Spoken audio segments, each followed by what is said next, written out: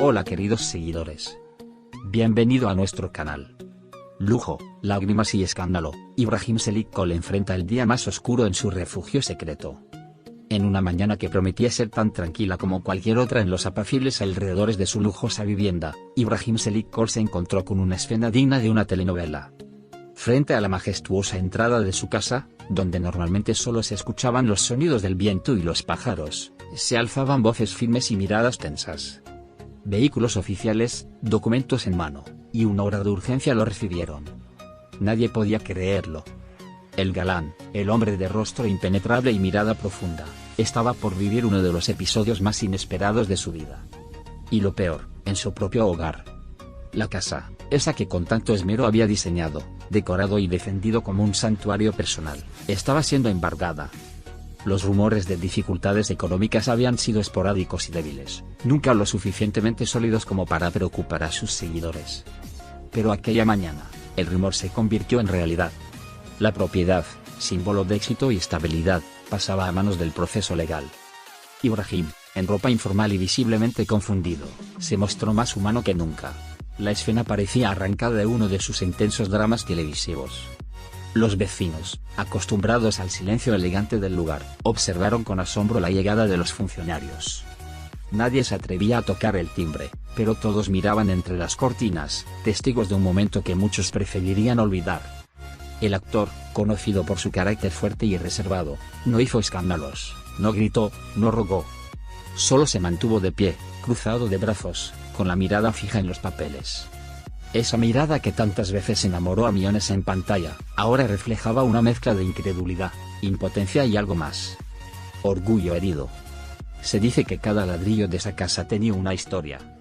Un rincón especial para su hijo, una chimenea restaurada con sus propias manos, muebles traídos de viajes personales, y cuadros que no eran decoración, sino recuerdos vivos.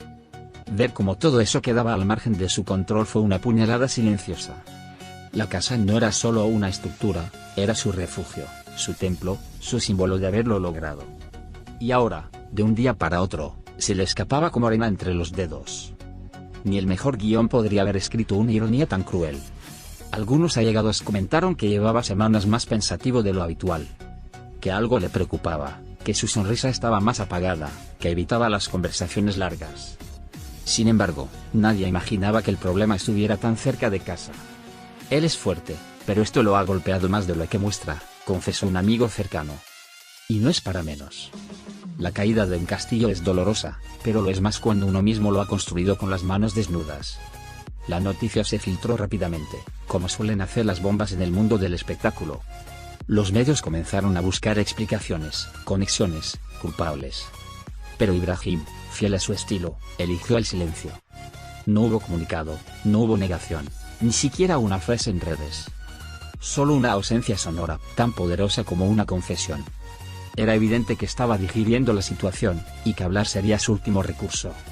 Porque a veces, cuando la dignidad sangra, el silencio es el único escudo.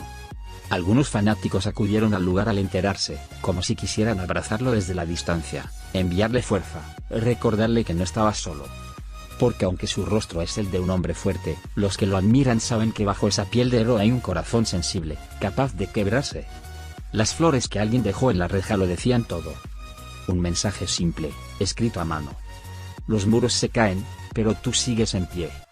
Y en ese gesto, quizás, hubo más consuelo que en cualquier palabra.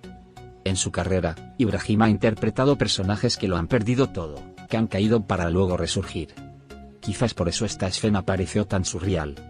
Porque verlo en esa posición, viviendo algo tan ajeno a su imagen de control, fue como mirar al protagonista atrapado en su propio guión. Solo que esta vez, no había director,